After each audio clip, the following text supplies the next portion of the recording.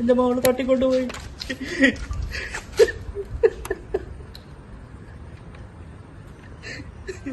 അസ്പാക്കാരുന്ന ഒരു ക്രിമിനലാണ് എന്റെ മോളെ തട്ടിക്കൊണ്ടുപോയത്.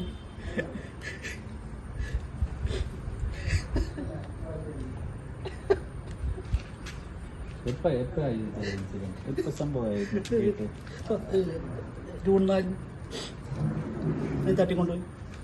എൻ്റെ ആടുന്ന് എൻ്റെ മോളെ വിദ്യാഭ്യാസ പോലീസ് സാർ നമുക്ക് ആടുന്ന് നമുക്ക് മടക്കി തന്നു. വീണ്ടും അവൻ എൻ്റെ മോളെ ഇതുപോലെ തട്ടിക്കൊണ്ടുപോയത്. എനിക്ക് എൻ്റെ മോളെ ആകെയുള്ളൊരു മോളാണ്, അവളെയൊക്കെ തിരിച്ചു കിട്ടണം. ഉള്ളാളും പോലീസ് ഇപ്പോൾ ഫൗണ്ടേഷൻ പോലീസ് മകള് എനിക്കറിയില്ല. സ്ഥലത്തിൻ്റെ മുടിപ്പാണ് അറിയില്ല, ഒന്നും നമുക്കറിയില്ല എത്ര വർഷത്തേക്ക്.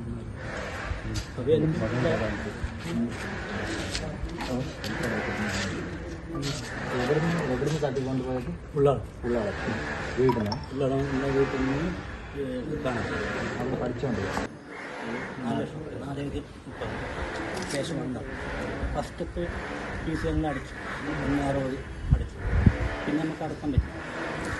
അങ്ങനെ അവർക്ക് കോളേജിൽ പോകുന്ന കട്ടായി. പിന്നെ ആടെ ഷോപ്പിലേക്കാണ് നമ്മുടെ വീട്ടിൽ. എൻ്റെ നാട് കീഴൂരാണ്. പക്ഷെ ഞാൻ താമസിക്കുന്ന ഇവൻ്റെ ഈ അപ്പാക്കാരനൊക്കെ വീട്ടിലുണ്ട്.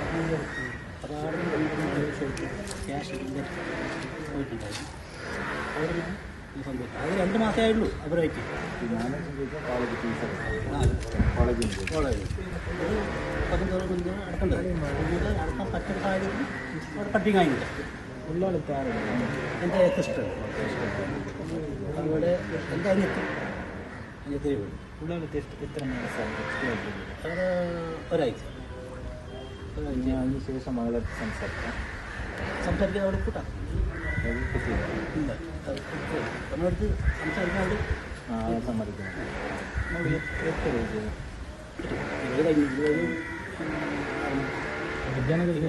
കംപ്ലൈൻറ്റ് ഉണ്ട്. അത് 18 കേസുണ്ട് വിദ്യാഭ്യാസ ശിക്ഷ ആയത് അങ്ങനെ കേസുണ്ട്. ഇനി ഒരു കേസ് കൂടി വന്നെങ്കിൽ 14 വർഷം ഫുള്ളിലാണ് കാപ്പ കേസ്. അപ്പോൾ പിന്നെ എൻ്റെ മോളെ തന്നെയാണ് ജീവിക്കും.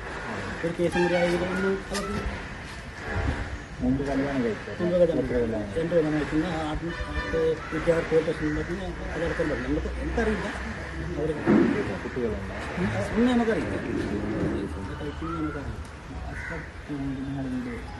ഒരു കിലോമീറ്റർ എനിക്ക് ഓരോ സംശയങ്ങളുണ്ട്. അവിടെ പാർട്ടിയിലേക്ക് മുസ്ലിംസിൻ്റെ പാർട്ടി സ്റ്റാഫുകളുണ്ട് ഉണ്ടോ ഇല്ലെന്ന് എനിക്കറിയില്ല. അതായത് എന്തെന്നാണ് ദൈവവിശ്വാസിയാണ്. അവിടെ ഉള്ളുള്ളത്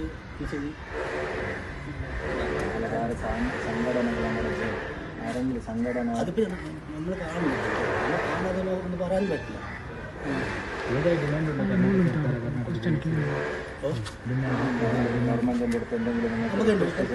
നമുക്ക് അവരെ സപ്പോർട്ട് അതിന് വേണ്ടത്. പിന്നെ ഞാൻ സപ്പോർട്ട് എനിക്കില്ല.